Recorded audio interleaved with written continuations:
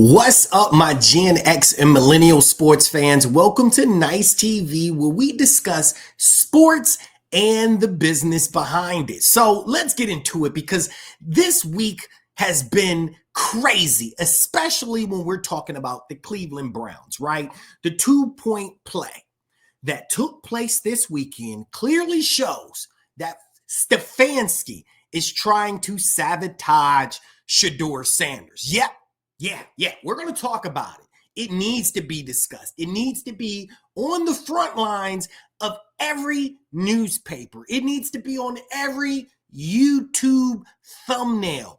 Stefanski needs to be fired. This wasn't just a bad play. This was a coaching malpractice. We're going to break down the final moments of the Browns' Week 14 loss to the Titans, all right, and show you how Kevin Stefanski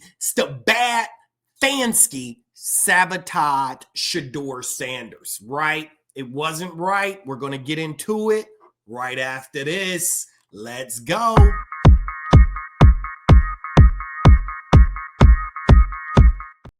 All right, family, you know I give it to you straight. No chaser, nice and smooth. And if you like your sports news just like that, a different take, a different perspective, make sure you guys like and subscribe so we can get into it. So let me just set the stage for what took place. It's late in the fourth quarter, a must-win game for the Cleveland Browns, who've been fighting for the entire second half to get back into the game, right? Shedeur has been having a stellar performance at this point. He has dragged his team back into the fight, right? They're the dog. This is the dog pound. They were acting like dogs on this day. They were balling out. This is the kind of Brown team that you would have hoped for over the last decade.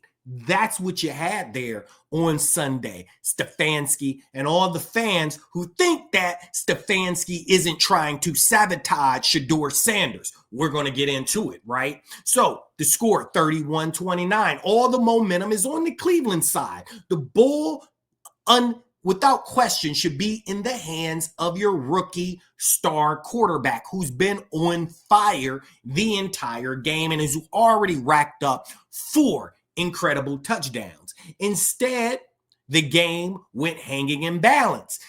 Kevin Stefanski sent the best player to the sideline, and that is absolutely insane. The Browns needed 2 yards to tie the game and send it into overtime. Easy, right? Nope. Shedeur has been perfect the whole game, carving up the Titans' defense. You saw it. You saw the clips. He looked like a seasoned professional quarterback. So what does the Stefanski do, right? He puts the ball not in this guy's hands. He puts the ball in someone else's hands that hasn't had much impact on the day. And that really sealed the loss and killed the comeback opportunity for the Browns. This was an indefensible failure by Kevin Stefanski and the Browns organization. This is where a bad call becomes an indefensible one. This wasn't just a gamble that didn't pay off. It was a fundamentally flawed decision from the jump. You have a quarterback who's, again, playing out of his mind. And you're taking the ball out of his hands isn't a strategic choice. It's a massive vote of no confidence. It tells your quarterback and the entire world, yep, and we hear loud and clear that you don't believe in him, right? And that you will do anything you can to make sure that this kid does not shine. The decision was so baffling and the fallout was absolutely immediate. And it was deserving. All across the sports world, from Shannon Sharp to ESPN, everyone questioned the same thing. What the heck was Stefanski thinking? When you have a player who just put the team on his back, putting up 4 touchdowns and putting himself in the conversation to be one of the best rookie performances of the year, just let him finish the job. That's what most coaches will do. But Stefanski, he couldn't handle it. He wanted to make a bad call. He undermined his team's chance to win. He took his best player out the game, all right, which was complete Sabotage. He sabotaged his own team, right? Plays like this is really what defines a coach. It shows a complete disconnect from your game plan and the reality of who's going to win the game for you. After the game, Stefanski did take responsibility, but that doesn't excuse the terrible logic he displayed on the field that day. The Browns had a player to make the play, and the coach chose not to use him. But that's my take. What do you guys think? You know I love to hear from you. Was it the coach? Was the coach getting too clever for his own good?